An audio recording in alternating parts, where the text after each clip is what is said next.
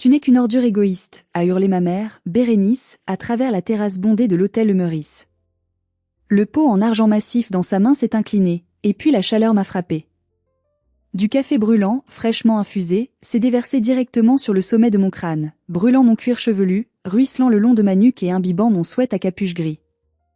La douleur a été immédiate, choquante, brutale. Une agression physique qui a volé l'air de mes poumons. Mais le son qui a suivi était pire que la brûlure.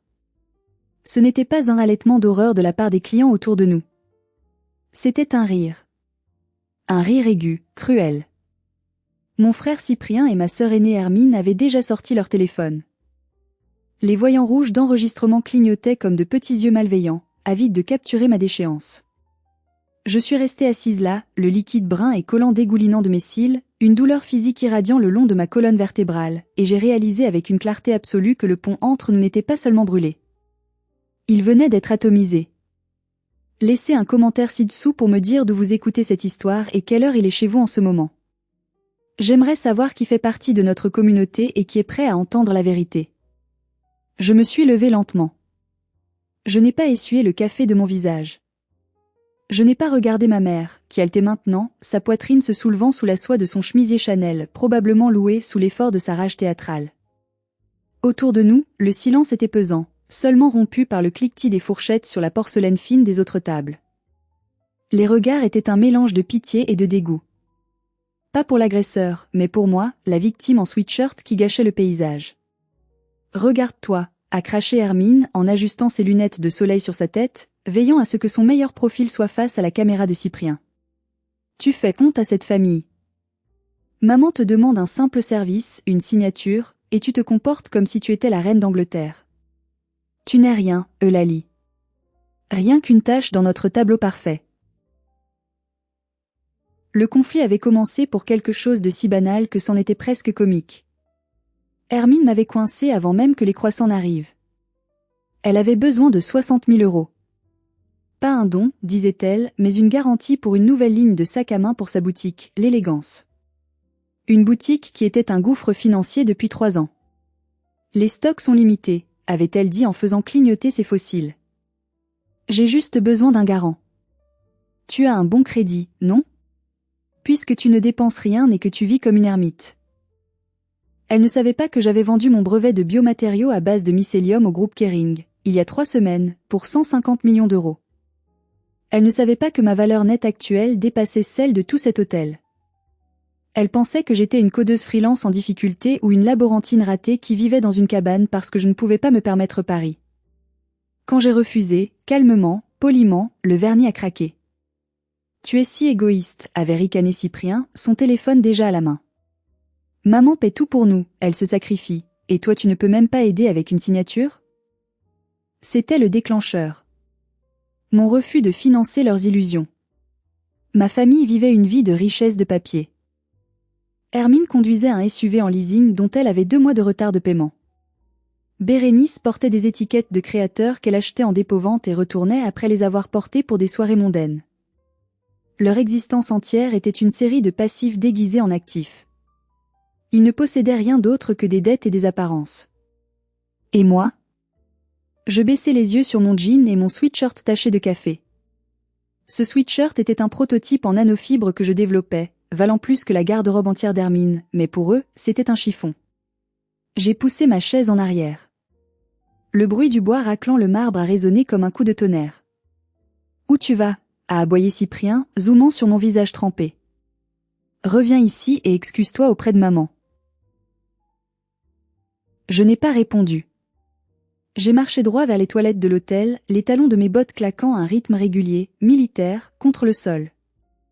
Je devais sortir de là avant de faire quelque chose que je regretterais.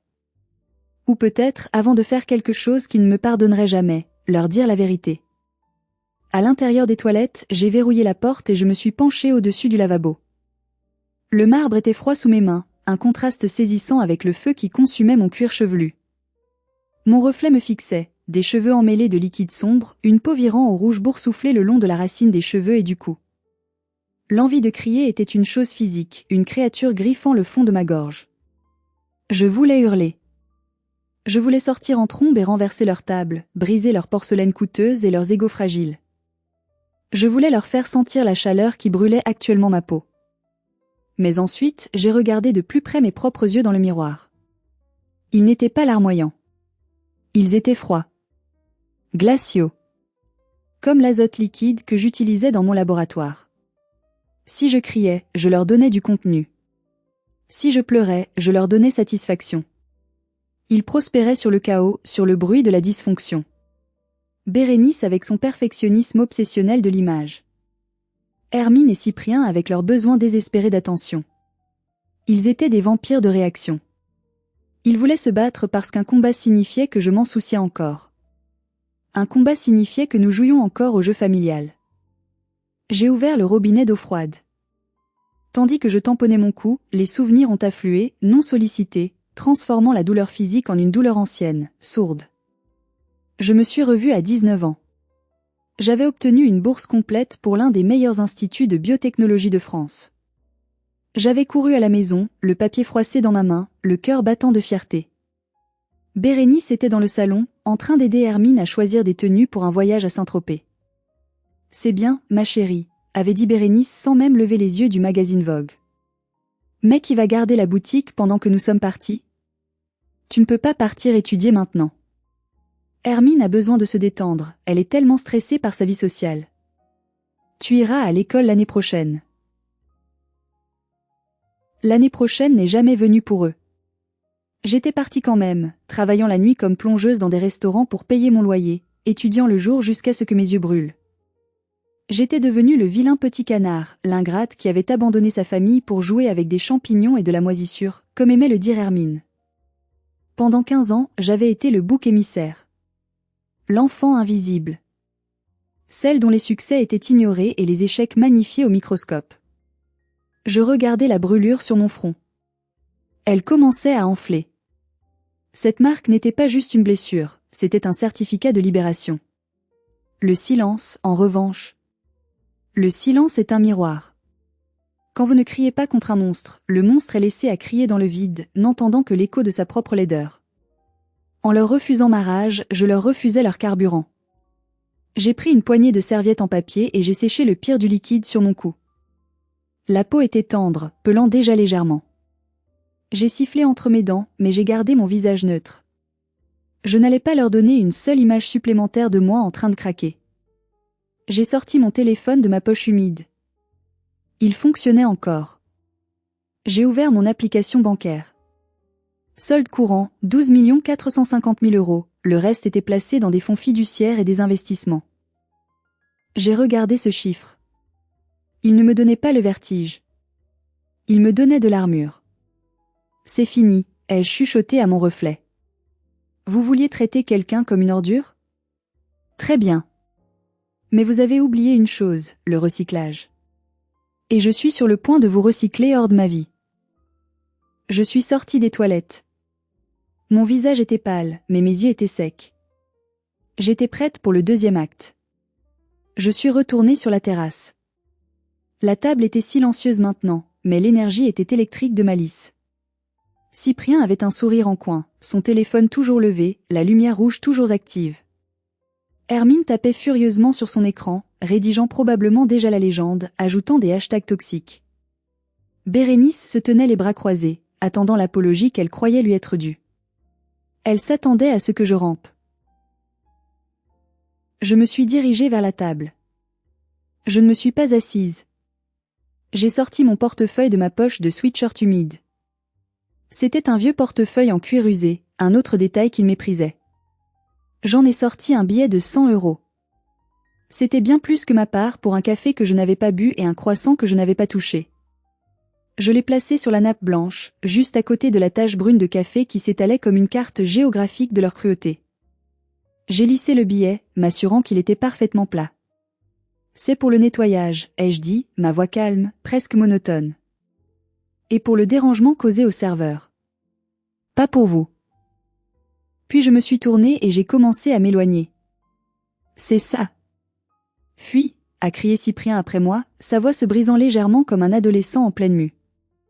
Va pleurer dans ta poubelle. N'oublie pas de te laver, tu pues le café bon marché. Tu ne nous tourneras pas le dos, a glapi Bérénice. Je suis ta mère. Tu me dois le respect. Reviens ici et signe ce papier pour ta sœur. J'ai continué à marcher. Je n'ai pas regardé en arrière. Le silence que je laissais derrière moi était plus lourd que n'importe quel cri aurait pu l'être. C'était le son d'une porte de coffre-fort qui se fermait, se verrouillait, et dont on jetait la combinaison dans l'océan. Ils pensaient avoir gagné parce qu'ils tenaient la caméra. Ils ne réalisaient pas qu'ils venaient de filmer leur propre exécution sociale. Je suis descendu au parking souterrain. L'air y était frais et sentait l'essence et le caoutchouc, une odeur qui me semblait soudainement plus propre que le parfum Chanel numéro 5 de ma mère. Je me suis dirigé vers le coin le plus sombre du parking VIP. Là, garé loin des regards indiscrets, m'attendait ma voiture. Ce n'était pas une poubelle. C'était un Volvo XC90 blindé, noir mat, avec un moteur hybride personnalisé. Une forteresse sur roues. Je l'avais acheté la semaine dernière pour ma sécurité, suivant les conseils de mon équipe de sécurité après l'annonce interne de l'acquisition de mon entreprise. Je suis monté à bord, l'odeur du cuir neuf remplaçant celle du café rance. Mes mains tremblaient alors que je mettais le contact, non pas de peur, mais de la chute d'adrénaline. J'ai conduit hors du parking de l'hôtel, m'insérant dans la circulation parisienne, mettant des kilomètres de béton et d'acier entre moi et les gens qui partageaient mon ADN.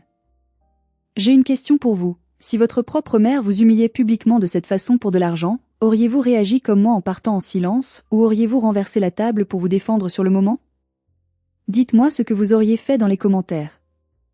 Pendant que je conduisais vers l'ouest, vers les Yvelines, mon téléphone connecté au système Bluetooth de la voiture a émis un son. Une notification. Puis une autre. Puis un bourdonnement continu. Nouvelle mention sur TikTok. Nouvelle mention sur Instagram. Votre nom apparaît dans les tendances Twitter. Le cauchemar numérique venait de commencer. 1 heure plus tard, j'étais chez moi. Pas une cabane dans les bois, mais une propriété de 20 hectares, invisible depuis la route, protégée par des murs de pierre de 3 mètres et un système de sécurité biométrique. C'était mon sanctuaire. Une architecture moderne en verre et en bois brûlé, conçue pour se fondre dans la forêt. Je suis entré dans mon bureau, une pièce vaste avec vue sur la vallée. J'ai allumé mon poste de travail principal, un système d'une valeur de 25 000 € que j'utilisais pour modéliser des structures protéiques complexes. Sur le grand écran incurvé, j'ai ouvert les réseaux sociaux. C'était pire que ce que j'imaginais. Le visage suffisant de Cyprien remplissait l'écran. La vidéo avait été montée. Ils avaient coupé le moment où Hermine me demandait de l'argent. Ils avaient coupé mes refus polis. Il ne restait que le moment où je me levais, l'air hagard, les cheveux trempés, et Bérénice qui jouait la victime éplorée. La légende en texte jaune vif lisait « Quand ta sœur ratée essaie de gâcher le brunch de la fête des mères. On sort les poubelles. Hashtag famille toxique, hashtag ingrate, hashtag drame. » J'ai fait défiler les commentaires. Ils étaient exactement ce que Cyprien voulait. Elle ressemble à un rat mouillé, écrivait un utilisateur. Bien fait pour elle, on ne fait pas pleurer sa mère, disait un autre. Hermine avait partagé la vidéo dans sa story avec un emoji qui pleure de rire et le texte « Le karma est servi chaud. Désolé que vous ayez dû voir ça, mes chéris. » Ils célébraient. Ils étaient ivres de dopamine, drogués au like et à la validation de leur propre chambre d'écho. Ils croyaient sincèrement avoir gagné. Ils pensaient que c'était la fin de l'histoire. La partie où l'ordure est sortie et où les gagnants retournent à leur mimosa. Ils ne comprenaient pas que sur Internet, le contexte est une monnaie, et le marché allait bientôt s'effondrer sur leur tête. Je n'ai pas signalé la vidéo. Je n'ai pas commenté. J'ai pris une capture d'écran du post, une capture d'écran de la légende, et une capture d'écran des eurodatages. J'ai tout enregistré dans un dossier crypté nommé preuve. Puis j'ai ouvert un autre onglet. Mon compte bancaire professionnel. Le virement de Kering Group était bien là. 150 millions €. Je possédais plus de liquidités que la plupart des entreprises du CAC 40 n'en avaient en trésorerie libre. Je me suis levé et je suis allé vers la fenêtre. Je regardais mes serres, là-bas, au fond du jardin. C'est là que j'avais passé 10 ans à cultiver des mycéliums, à échouer, à recommencer, à créer un cuir végétal indiscernable du cuir animal, mais plus durable, plus fort. J'avais les mains terreuses pendant qu'Hermine se faisait faire les ongles. J'avais l'odeur du compost pendant que Cyprien s'aspergeait de Dior. Aujourd'hui, le compost valait une fortune. Et les fleurs artificielles qu'était ma famille allaient découvrir ce qui se passe quand on coupe les racines. Mon téléphone personnel a sonné. Ce n'était pas un numéro masqué. C'était Ambroise, mon mentor et cofondateur minoritaire. « Eulalie, dit-il, sa voix grave et posée. Tu as vu Twitter ? Pas le Twitter des potins. Le tech Twitter. Non, répondis-je. Je regardais la boue que mon frère a jetée. Oublie ton frère. Regarde le compte de The French Tech. Quelqu'un t'a reconnu. Ça commence à tourner, Eulalie. Mais pas dans le sens qu'il croit. Je me suis connecté sur Twitter. Le hashtag #MyCotech montait en flèche. Le tweet épinglé venait d'un journaliste scientifique respecté, un homme qui m'avait interviewé 2 mois plus tôt pour un article de fond dans Les Échos. Il avait posté une photo côte à côte. À gauche, moi en couverture du magazine, vêtu d'un col roulé noir, l'air sérieux et visionnaire, sous le titre La reine des champignons. Comment Eulalie non va révolutionner la mode. À droite, une capture d'écran floue de la vidéo de Cyprien, où l'on me voyait tremper de café, humilié. La légende du journaliste disait simplement « Cette famille vient d'agresser publiquement l'une des femmes les plus brillantes de la décennie parce qu'elle refusait, quoi ? De payer l'addition ? Ils n'ont aucune idée qu'elle vient de signer le plus gros deal biotech de l'année. L'ignorance est une maladie, et apparemment, elle est héréditaire. » Les commentaires sous ce tweet étaient une avalanche d'horreur et de réalisation. Attendez, c'est la fondatrice de Biosynthetix ? Ce type qui filme, c'est pas le gamin qui fait des pranks nuls sur TikTok ? Le gars vend des montres en dropshipping et il harcèle une multimillionnaire self-made ? Les maths ne sont pas bons. Mon téléphone a sonné à nouveau. Cette fois, c'était Tancred, mon avocat. Un ami d'université, brillant, impitoyable, et le seul homme en qui j'avais une confiance absolue. « Dis-moi que tu vas bien », a-t-il dit sans préambule. « J'ai mal à la tête, Tancred. Et mon ego est un peu froissé. On peut faire retirer la vidéo en 10 minutes. Violation de la vie privée, harcèlement, diffamation. Je peux envoyer un huissier chez ta mère avant même qu'elle ait fini son dessert. » J'ai hésité. Je regardais mon reflet dans la vitre. La brûlure sur mon front pulsait. Non, ai-je dit. Ma voix était calme, effrayante même pour moi. Laisse-la. C'est humiliant, oui. Mais c'est aussi une preuve. Et c'est un piège. Un piège ? S'ils la retirent, ils pourront dire qu'ils sont désolés, que c'était une blague. Si je la laisse, le monde verra exactement qui ils sont. Laisse l'algorithme faire son travail. Très bien, a dit Tancred, je pouvais entendre le sourire dans sa voix. Alors, on passe à l'offensive ? Oui. Je veux que tu appelles la banque d'Hermine. Je sais qu'elle est en défaut de paiement sur son prêt commercial. Elle l'est. La banque cherche à se débarrasser de cette créance toxique depuis des mois. Achète-la, ai-je ordonné. Achète sa dette. Achète la dette de la boutique. Et vérifie qui est propriétaire des murs de son local commercial. C'est une SCI immobilière. Il cherche à vendre. Achète l'immeuble, Tancred. Je veux être celle qui tient son bail. Tu es sûr ? Ça va te coûter cher. J'ai 150 millions, Tancred. Je peux me permettre d'acheter leur misère. Ils voulaient que je paie pour eux ? Je vais le faire. Je vais tout acheter. Leur dette, leur toit, leur avenir.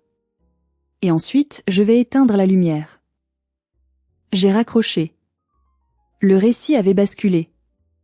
Je n'étais plus la sœur pauvre et victime. J'étais le titan sous-marin qui s'apprêtait à faire surface sous leur petit bateau de papier. Ils voulaient de l'attention ?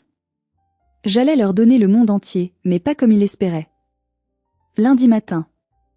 L'atmosphère avait changé. L'air semblait lourd, comme la pression qui chute avant un ouragan. Cyprien s'est réveillé avec l'idée qu'il était une star. Sa vidéo avait atteint 2 millions de vues. Il se voyait déjà invité sur les plateaux télé pour parler de la difficulté d'avoir une sœur toxique. Ils ne savaient pas que pendant qu'ils dormaient, Internet avait travaillé. Les détectives amateurs de Reddit et Twitter avaient fait le lien. Le post du journaliste scientifique avait fait effet boule de neige. Les hashtags avaient muté.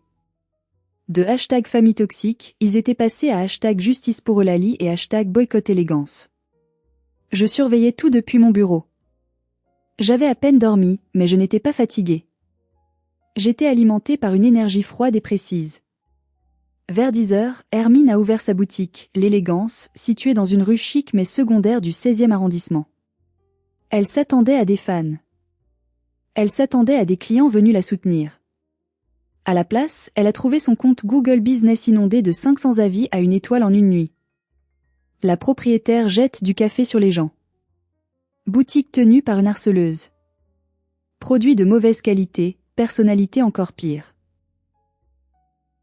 Elle a essayé de supprimer les avis, mais ils arrivaient trop vite. Son téléphone a commencé à sonner.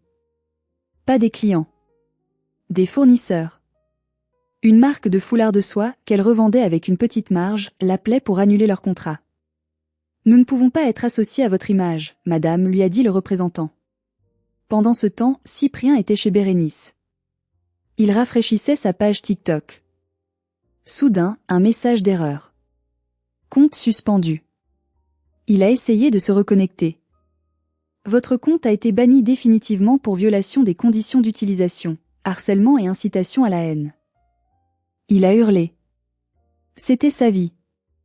C'était son identité. Il avait 50 000 abonnés, achetés pour la moitié, certes, mais c'était tout ce qu'il avait. Et moi? J'étais au téléphone avec Tancrède. C'est fait, a-t-il dit. La banque a cédé la créance ce matin. Tu es officiellement la créancière principale de ta sœur. Et l'acte de vente de l'immeuble est signé électroniquement. Tu es sa propriétaire. Parfait, dis-je. Envoie-lui la convocation. Une convocation au tribunal? Non. Une convocation pour une réunion avec le nouveau propriétaire. Dis-lui que le nouveau propriétaire veut discuter d'un rééchelonnement de sa dette. Elle viendra en courant. Ils étaient dérapiégés dans un labyrinthe dont je venais de redessiner les murs. Ils pensaient que l'argent était le pouvoir. Ils allaient découvrir que le vrai pouvoir, c'est l'information, le timing, et la capacité de rester silencieux jusqu'au moment fatal. J'ai regardé ma montre. Il était midi. L'heure du déjeuner. Mais aujourd'hui, personne ne me jetterait de café. Aujourd'hui, c'est moi qui allais servir l'addition.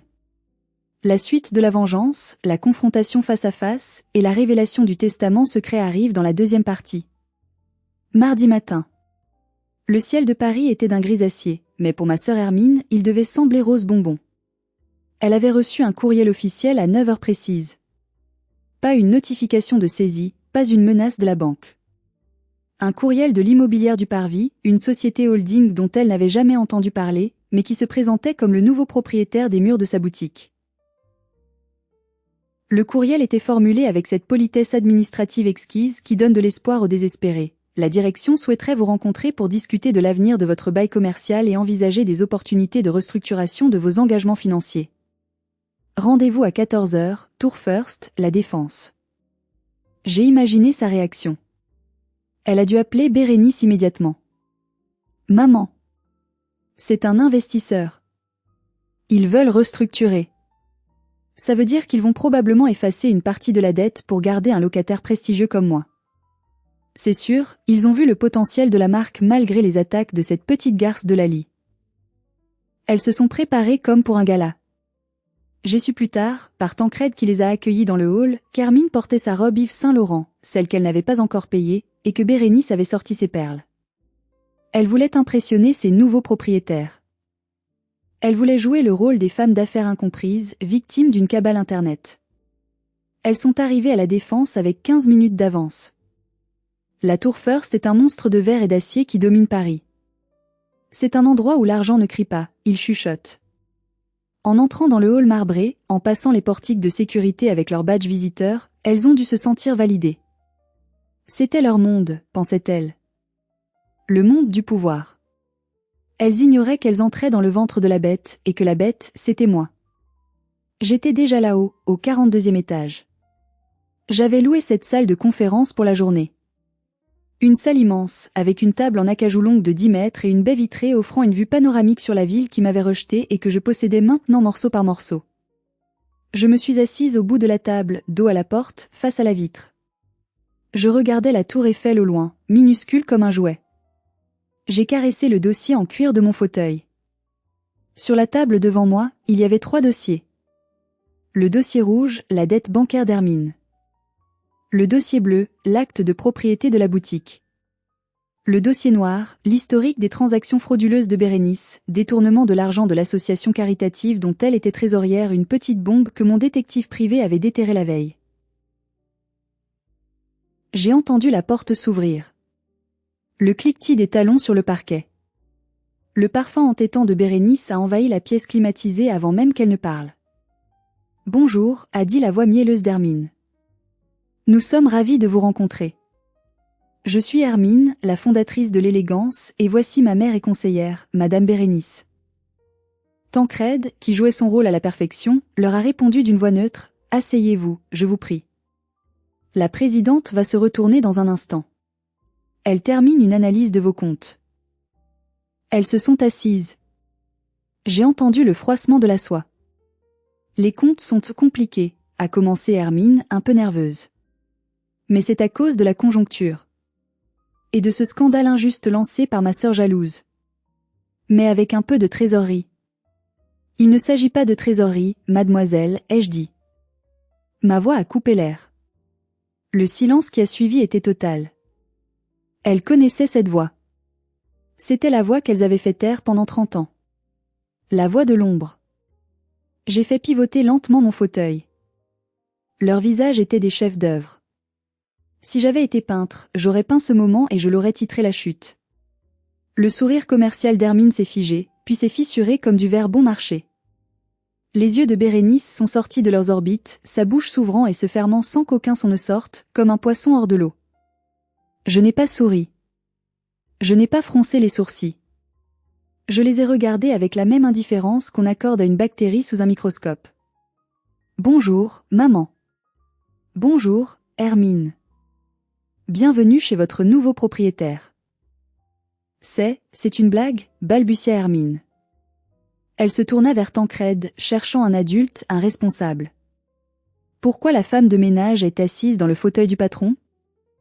Tancrède ajusta ses lunettes, un sourire froid aux lèvres.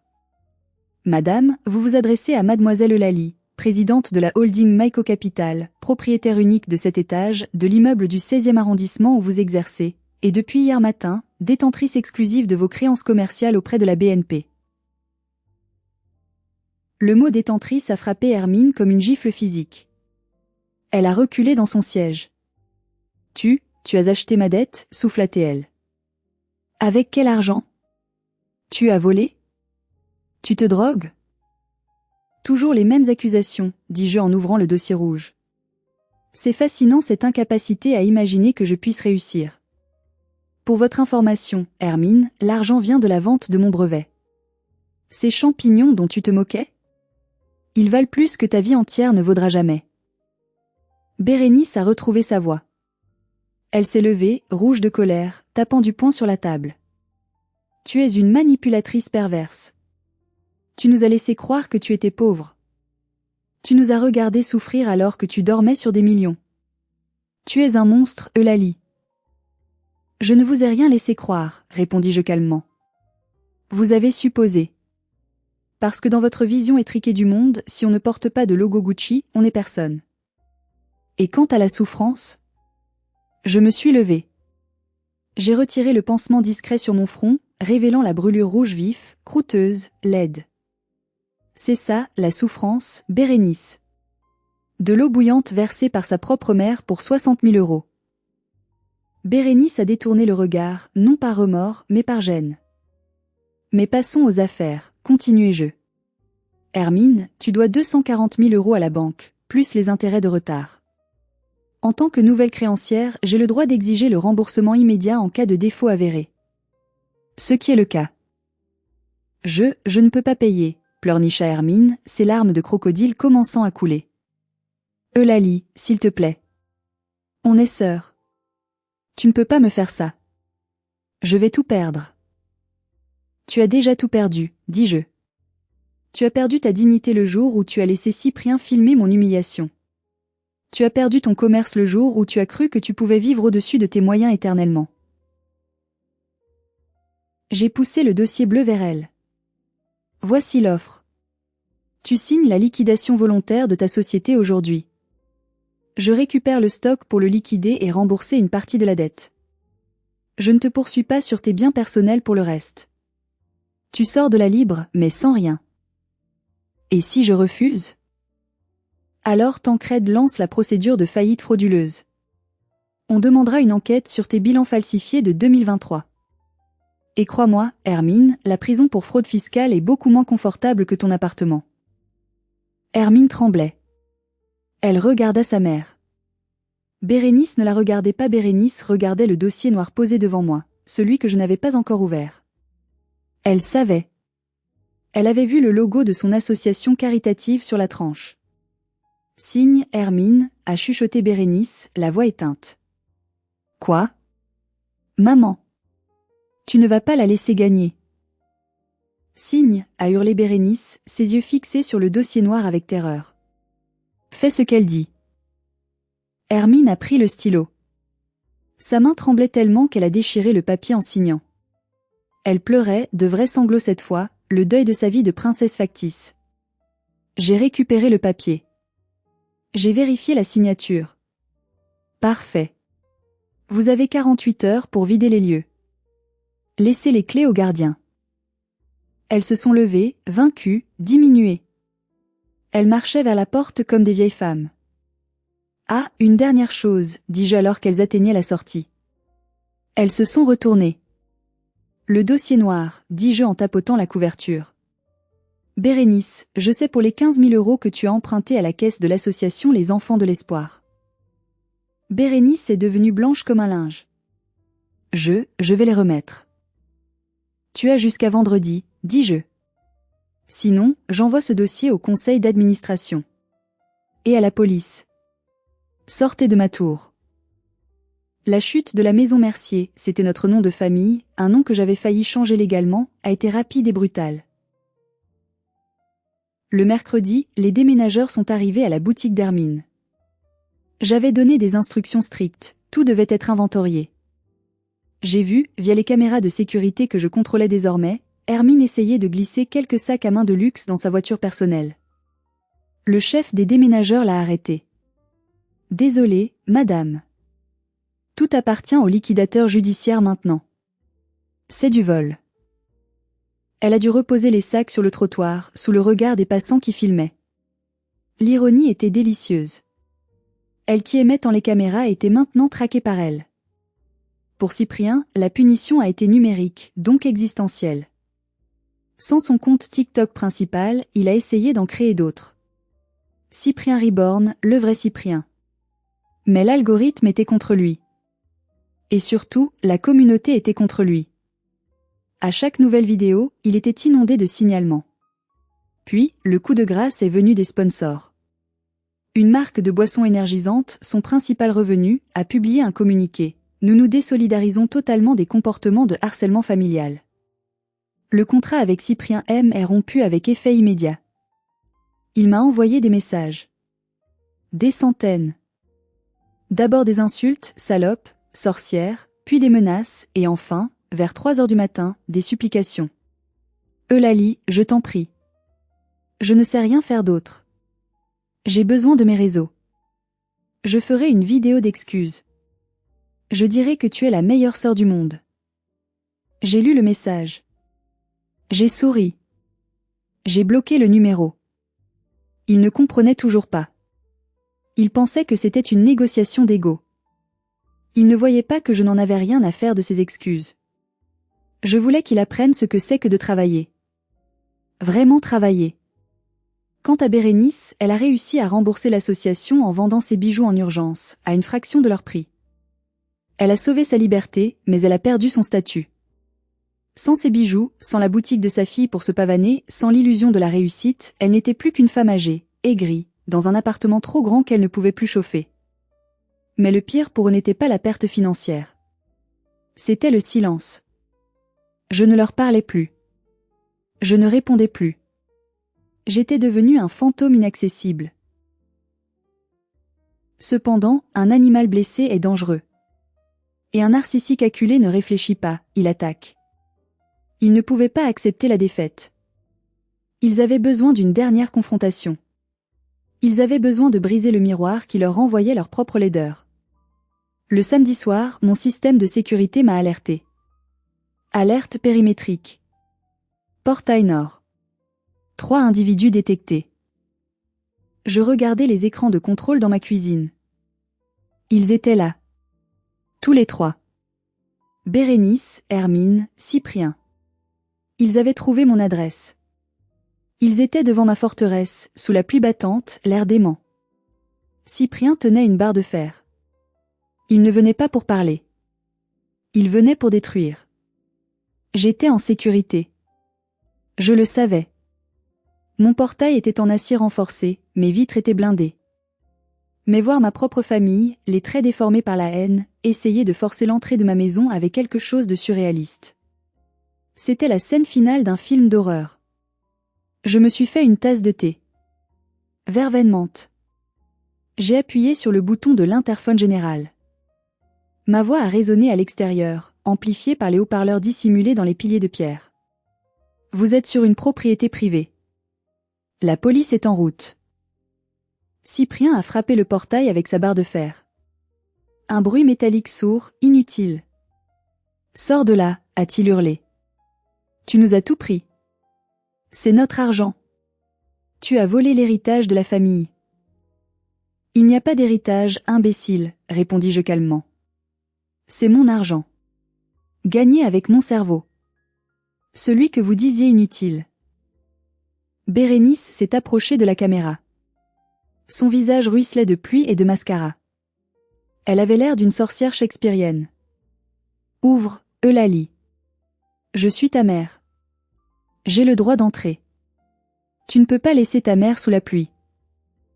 Tu m'as jeté du café brûlant, Bérénice. La pluie te fera du bien.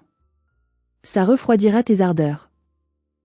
Tu es une enfant ingrate, a crié Hermine. On t'a donné la vie. Et vous avez passé les 30 années suivantes à essayer de me l'enlever, petit à petit, insulte par insulte, rétorquai-je. Mais c'est fini. Je ne suis plus votre victime. Je ne suis plus votre fille, votre sœur ou votre banquier. Je suis une étrangère. Et les étrangers n'ouvrent pas la porte aux vandales. Cyprien, fou de rage, a commencé à essayer d'escalader le mur. Il n'a pas vu les capteurs. J'ai soupiré. Je n'aimais pas la violence, mais parfois, il faut parler le seul langage que les brutes comprennent. J'ai activé le protocole défense jardin. Soudain, 50 bus d'arrosage haute pression se sont soulevés de la pelouse et des murs. Pas de l'eau douce pour les pétunias. Des jets puissants, glacés, conçus pour éteindre des incendies ou disperser des animaux sauvages. Psachachachachachach. Les jets les ont frappés de plein fouet. L'eau froide les a balayés. Cyprien est tombé de son perchoir précaire, atterrissant lourdement dans la boue. Bérénice et Hermine hurlaient, trempés jusqu'aux os, leurs vêtements de marque ruinés par la boue et l'eau. C'est ça, dis-je dans le micro. Nettoyez-vous. Enlevez cette toxicité. Au loin, les gyrophares bleus ont commencé à clignoter dans l'allée forestière. La gendarmerie. J'avais appelé le commandant local, un homme charmant avec qui j'avais discuté sécurité la semaine précédente. J'ai regardé l'écran. Les policiers sortaient de leur véhicule. Ils ne voyaient pas une famille en détresse. Ils voyaient 3 forcenés armés d'une barre de fer, trempés, essayant de s'introduire chez une citoyenne respectée. Madame Bérénice Mercier, a demandé un gendarme. Veuillez lâcher cette barre, monsieur. Vous êtes en état d'arrestation pour tentative d'effraction, menace de mort et harcèlement. J'ai vu Bérénice essayer de jouer de son charme, mais c'est difficile d'être hautaine quand on ressemble à un chien mouillé et qu'on grelotte. On leur a passé les menottes. À tous les 3. J'ai éteint l'écran. Le silence est revenu dans ma maison. Un silence coûteux, luxueux. Le silence de la victoire. Mais le destin, ou peut-être la justice divine, avait gardé une dernière carte dans sa manche. Une carte que personne, même moi, n'avait vu venir. Le lendemain de leur arrestation, ils avaient passé la nuit en garde à vue, une première pour des Mercier. J'ai reçu un appel de Maître Durand, le notaire de la famille. Un vieil homme intègre qui avait toujours regardé Bérénice avec suspicion. « Mademoiselle Eulalie, dit-il. Je sais que le timing est intense. Mais il est temps. » « Temps de quoi, maître ? » ?»« Votre grand-tante Zélie. Vous savez qu'elle est décédée l'an dernier. Son testament comportait une clause suspensive. Il ne pouvait être ouvert que lorsque sa petite-nièce la plus jeune aurait accompli quelque chose de grand par elle-même, ou aurait atteint 34 ans. Je ne savais pas tante Zélie était la seule personne de la famille qui m'avait souri. Elle vivait recluse dans son château en Provence. Bérénice la détestait mais léchait ses bottes dans l'espoir de l'héritage. « Je convoque tout le monde demain, » a dit le notaire. « C'est obligatoire. » La lecture du testament a eu lieu dans l'étude poussiéreuse de Maître Durand à Paris. Bérénice, Hermine et Cyprien étaient là. Ils avaient l'air hagards. Ils évitaient mon regard. Ils pensaient probablement que Zélie, traditionnelle comme l'était, avait laissé le patrimoine à Bérénice ou au premier mâle, Cyprien. C'était leur dernier espoir. Une bouée de sauvetage financière pour payer leurs avocats. Maître Durand a brisé le seau de cire. Il a ajusté ses lunettes. Moi, Zélie Marie-Thérèse Mercier, saine de corps et d'esprit. Il a lu les formules d'usage. Bérénice retenait son souffle. Je lègue la somme de 1 euro symbolique à ma nièce Bérénice, pour qu'elle puisse s'acheter un miroir et y regarder son âme. Bérénice a poussé un cri étouffé. Hermine a saisi la main de sa mère. Je ne lègue rien à Hermine et Cyprien, car ils ont déjà reçu trop de choses qu'ils n'ont pas méritées, et cela les a rendus faibles et cruels. Cyprien a bondi. C'est faux. Elle était sénile. On va contester. Asseyez-vous, a tonné le notaire. Elle n'était pas sénile. Elle voyait tout. Il reprit sa lecture, sa voix s'adoucissant. Je lègue l'intégralité de mon patrimoine restant, le château de Lumière en Provence, les vignobles attenants, ma collection d'art, et mes placements financiers, d'une valeur estimée à ce jour à 12 millions d'euros, à ma petite nièce Eulalie. Le silence dans la pièce était absolu. Pourquoi ? A écrit Zélie. Parce qu'elle est la seule qui venait me voir sans me demander d'argent. Parce qu'elle est la seule qui m'apportait des fleurs de son jardin au lieu de catalogue de choses qu'elle voulait que je lui achète. Et parce qu'elle est la seule Mercier qui a une colonne vertébrale. Eulalie, fais en ce que tu veux. Brûle tout si ça te chante. Mais ne leur donne rien. Ils ne sauraient pas quoi faire de la vraie valeur. Hermine s'est effondrée en sanglots. Pas des larmes de tristesse, mais de rage pure. Bérénice s'est évanouie, pour de vrai cette fois. Le choc était trop violent. L'argent, leur dieu, venait de les renier. Je me suis levée. J'ai signé les papiers. Merci, maître, dis-je. Et merci, tante Zélie. Je me suis penchée vers Cyprien, qui était prostré sur sa chaise. Tu voulais un héritage ? Tu l'as. Tu as hérité de la réputation de ta mère. Bonne chance avec ça. 6 mois ont passé. L'été est arrivé sur la Provence. Je vous écris depuis la terrasse du château de Lumière. J'ai décidé de ne pas le vendre. J'ai transformé les vignobles en centre de recherche pour l'agriculture durable. Les anciennes caves à vin sont maintenant des laboratoires de pointe pour Mycotech. Tante Zélie aurait adoré. Le destin de ma famille a suivi son cours naturel, celui de la gravité. Hermine travaille maintenant comme vendeuse dans une chaîne de prêt-à-porter bas de gamme en banlieue. Elle porte un uniforme en polyester qui la gratte. Elle doit sourire à des clients qui la traitent avec le même mépris qu'elle avait pour moi. C'est une justice poétique. Cyprien a quitté Paris. Il travaille dans la logistique, dans un entrepôt Amazon. Il n'a plus le droit d'avoir un smartphone au travail. Il est devenu un anonyme parmi d'autres, forcé de gagner sa vie à la sueur de son front, sans filtre, sans like. Bérénice vit dans un studio social. Elle est seule. Je paie ses factures médicales de base, directement à l'hôpital, de manière anonyme. C'est la seule charité que je m'accorde. Pas par amour, mais parce que je ne veux pas qu'elle meure en martyr. Je veux qu'elle vive longtemps, très longtemps, avec ses souvenirs et ses regrets. Parfois, on me demande si je me sens coupable. Si je n'ai pas été trop dure. Je regarde mes cicatrices. Celle sur mon front a presque disparu, grâce à une crème que j'ai développée. Mais les cicatrices à l'intérieur? Elles sont là. Elles me rappellent qui je suis. J'ai appris une leçon vitale que je veux partager avec vous. On nous apprend que la famille est sacrée. Que le sang est plus épais que l'eau. C'est un mensonge. Le sang n'est qu'un liquide biologique. La famille, la vraie, c'est celle qu'on choisit. Ce sont les gens qui vous soutiennent quand vous êtes au fond du trou, pas ceux qui creusent le trou plus profond. C'est Tancrède, c'est Ambroise, c'est mon équipe au labo. La vengeance n'est pas de crier plus fort qu'eux. La vengeance n'est pas de leur faire du mal physique. La vengeance ultime, c'est de réussir. C'est d'être heureux. C'est de vivre une vie tellement pleine, tellement riche de sens et de paix, que leur existence devient une note de bas de page insignifiante dans votre biographie. J'ai supprimé leur numéro. J'ai supprimé le passé. Et pour la première fois de ma vie, quand je regarde l'avenir, je ne vois pas d'ombre. Je ne vois que de la lumière. C'est ici que mon histoire s'arrête, mais peut-être que la vôtre commence. J'ai une dernière question pour vous, ma communauté. Beaucoup de gens disent que j'aurais dû pardonner, car on n'a qu'une seule mère. D'autres disent que j'ai fait exactement ce qu'il fallait pour me protéger. Si vous aviez été à ma place, auriez-vous ouvert la porte ce soir-là sous la pluie? Auriez-vous partagé l'héritage de Tante Zélie? Soyez honnête. Écrivez oui ou non dans les commentaires et expliquez pourquoi.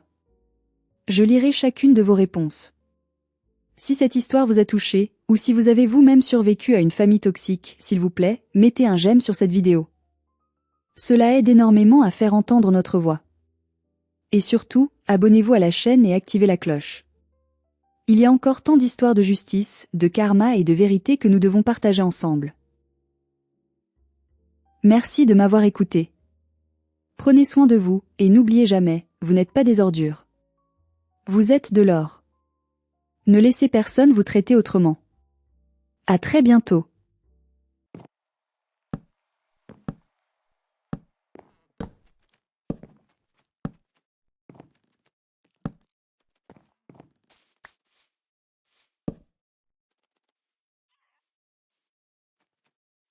Yeah.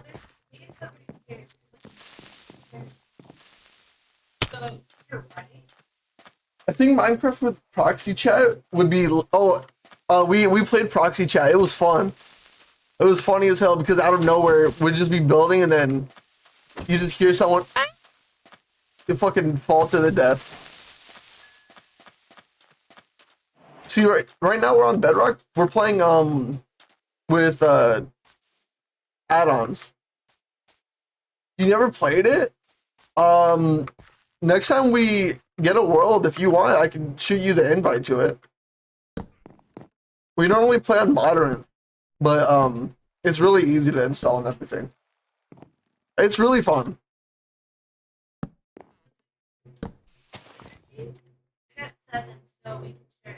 Okie dokie. All I need is one.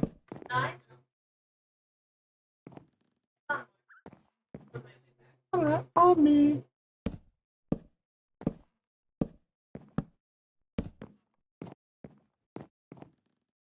Oink. I don't know about that second part. No. She said, I'm not an asshole. I know you could be.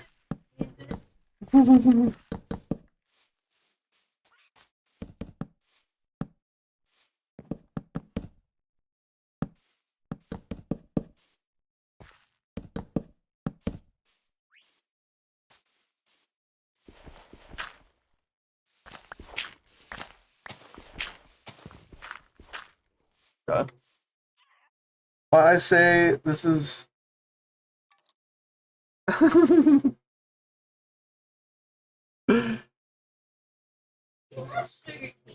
Do I? No, I don't. Oh, probably next to my place, yeah. Oh. I don't normally look for sugarcane until I like absolutely need sugarcane.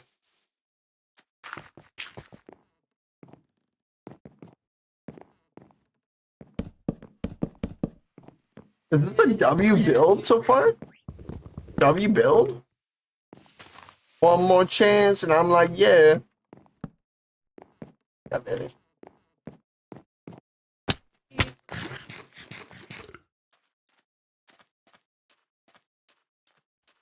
And then I'm gonna build like a little face. Not a face, but like wall. Now I'm going to go play Minecraft. Have fun playing Minecraft. I'm probably the better version too. I'm not gonna say which one's better. Yeah, Bedrock, obviously.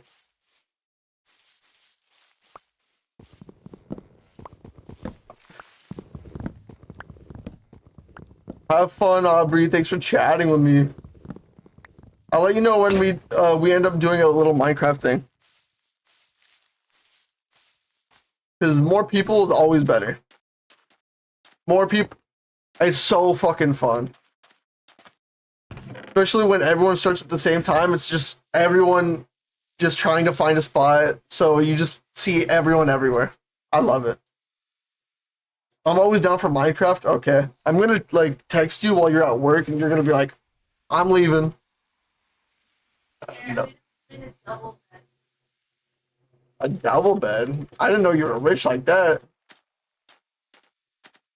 Peru.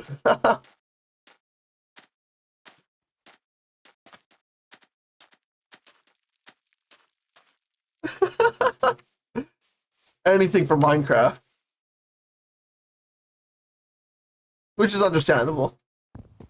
If I'm like on a Minecraft fix, then like obviously I'd be the same.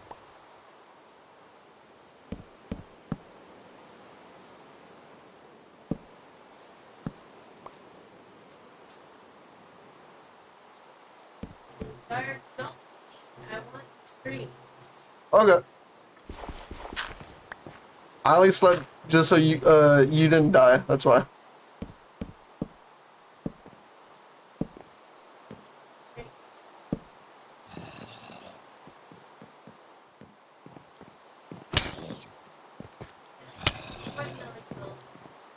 I know.